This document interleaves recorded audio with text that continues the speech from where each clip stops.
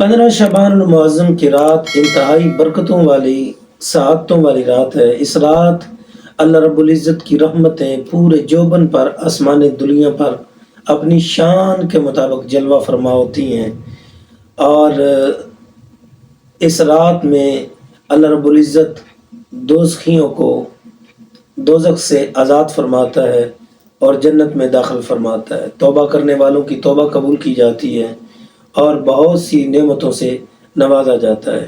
اس رات کی حقیقت کیا ہے؟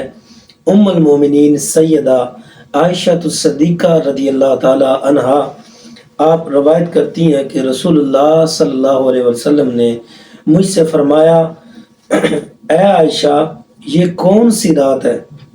میں نے عرض کیا، اللہ اور اس کے رسول بہتر جانتے ہیں۔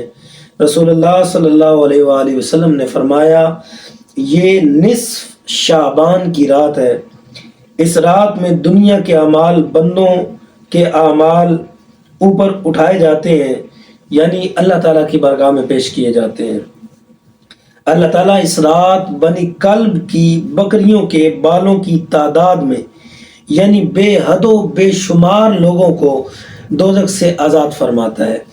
تو کیا آج کی رات تم مجھے عبادت کی آزادی نہیں دیتی؟ میں نے عرض کیا، ضرور آقا۔ پھر آپ نے نماز پڑھی، قیام میں تخفیف کی، پہلے سورہ فاتحہ اور ایک چھوٹی سورت پڑھی، پھر آدھی رات تک آپ سجدے میں رہے، پھر کھڑے ہو کر دوسری رکعت ادا کی اور پہلی رکعت کی طرح اس میں بھی سورہ فاتحہ کے بعد چھوٹی سورت پڑھی، پھر آپ سجدے میں چلے گئے۔ یہ سجدہ فجر کی نماز تک جاری رہا۔ سبحان اللہ۔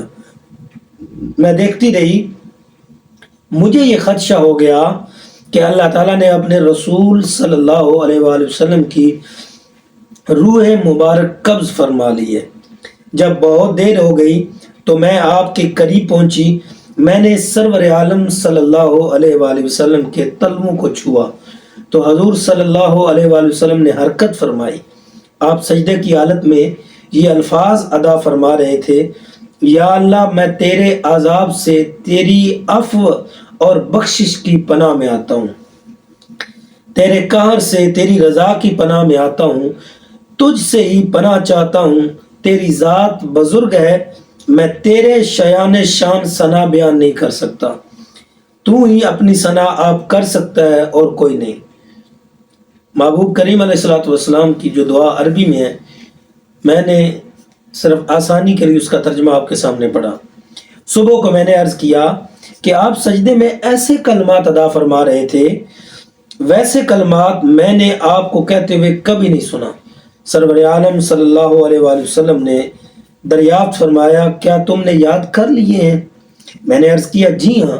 آپ صلی اللہ علیہ وسلم نے فرمایا، خود بھی یاد کر لو اور دوسروں کو بھی سکھاؤ، کیونکہ جبریل علیہ السلام نے مجھے ان کلمات کو سجدے میں ادا کرنے کے لیے کہا تھا۔ سبحان اللہ۔ اللہ رب العزت ہمیں 15 شعبان المعظم کی رات کو اللہ کے حضور اسپیشلی اور قدم آخر اپنے رب کی بارگاہ میں سچے دل سے توبہ کرتے ہوئے جھکنے کی توفیق عطا فرمائے۔ والسلام علیکم۔